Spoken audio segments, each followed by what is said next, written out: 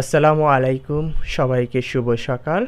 আজ আমি অতি ভোরবেলা বের হয়েছি, কারণ হচ্ছে মামা জার্মানি থেকে বাংলাদেশ আসতেছেন।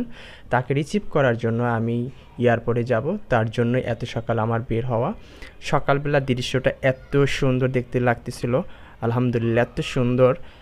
আর এত সুন্দর দৃশ্য দেখার পাবো আমি মনে করিনি কখনো। এখন আমি একটা সিএনজি নিয়ে তারপর এয়ারপোর্টে চলে যাব আর সুন্দর সুন্দর সকালবেলার দৃশ্যগুলো উপভোগ করব। এখন সময় 5টা 4, আর ঠিক এই মুহূর্তে আমি আছি কালচি মোড় পার হয়ে ইচিবি চত্বরের কিছু আগে। রাস্তাগুলো খুব ইজি ছিল, কারণ হচ্ছে কোনো গাড়ি নেই, তেমন মানুষজন নেই, খুব নিরিবিলি ছিল। আমার এয়ারপোর্টে যেতে হয়তো বেশি সময় লাগবে না। মামার বিমান ল্যান্ড করবেন 5টা 45-এ, আর তার জন্য আমি একটু লেট করে যাচ্ছি, কারণ মামার বের হতে আর হয়তো আধা ঘন্টা 1 ঘন্টা সময় লাগে। এই ভোরবেলা রাস্তার পরিবেশ এবং রাস্তার পাশে যে ল্যাম্পপোস্টগুলো ছিল সেগুলো দেখে আমার মনে হচ্ছিল এই মুহূর্তে আমার দেশে নেই, আমি কোনো দেশের বাইরে রাষ্ট্রে আছি, যেখানে এরকমের সুন্দর দৃশ্য দেখা যায়।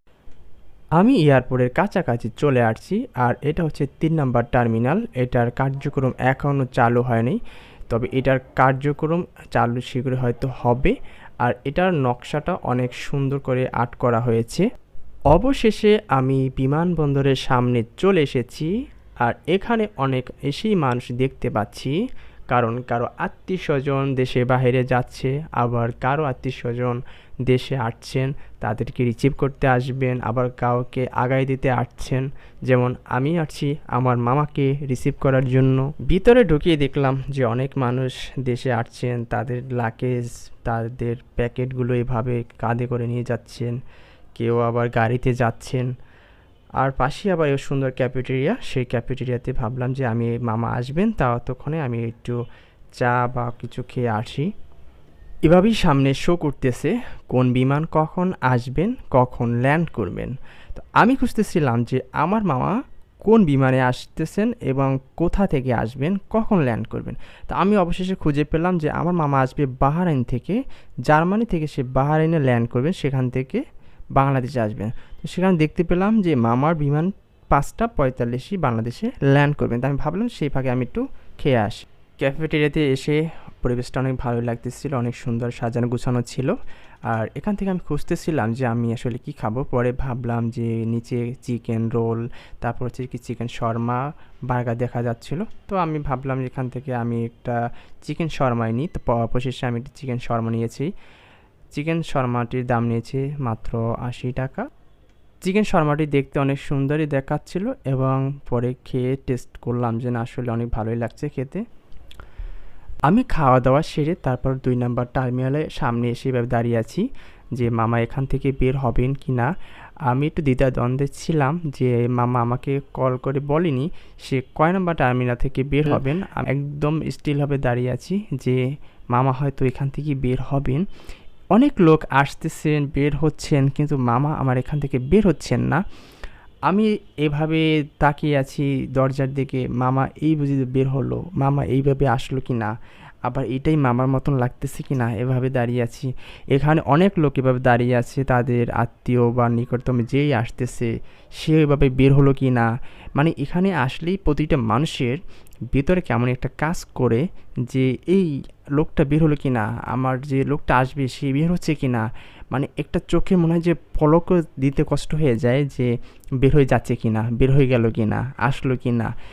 অনেকক্ষণ দাঁড়িয়ে থাকার পর মামার দেখা না পেলেও টলি ট্রেনের দেখা পেলাম, যার লম্বা এত ছিল, এত বড় লম্বা সারি, যার শেষ মাথাটা দেখতে আমার 6 থেকে 7 মিনিট সময় লাগছে। কারণ হচ্ছে ভিতরে যারা আসেন তারা তাদের লাগেজ ব্যাগগুলো এই টলি করে বাইরে নিয়ে আসেন, পরে তারা সেগুলো এইভাবে সারিবদ্ধ করে রেখে দেন, পরে এই শাড়িগুলো ভিতরে আবার ঢুকিয়ে দেন। এরই মধ্যে দেখতে পেলাম এনায়েতুল্লাহ আব্বাসী হুজুর গেট থেকে বের হচ্ছেন, তার সাথে ছিলেন অনেক হাজিরাও। তারা হজ শেষে বাংলাদেশে আসছেন মাত্র, তারাও এই গেট থেকে বের হচ্ছিলেন।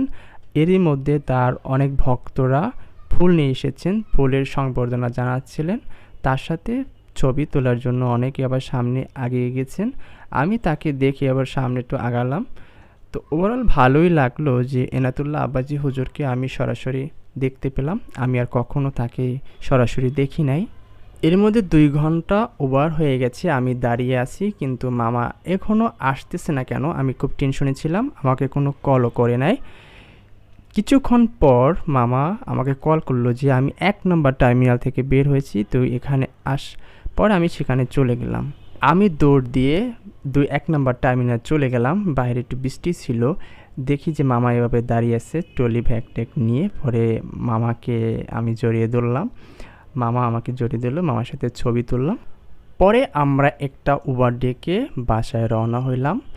আর বাহিরে অনেক বৃষ্টি হয়েছে, যার কারণে রাস্তা অনেক ভিজা ছিল এবং আকাশের পরিস্থিতি দেখতেই পাচ্ছেন অনেক মেঘলা ছিল। আমাদের বাসায় পৌঁছাতে 40 থেকে 45 মিনিট সময় লাগবে। এরই মধ্যে ইনশাল্লাহ আমরা বাসায় পৌঁছে যাব। আজকে এই পর্যন্ত। আমাদের জন্য সবাই দোয়া করবেন। আর নতুন কোনো আবার ভিডিওতে দেখা হবে।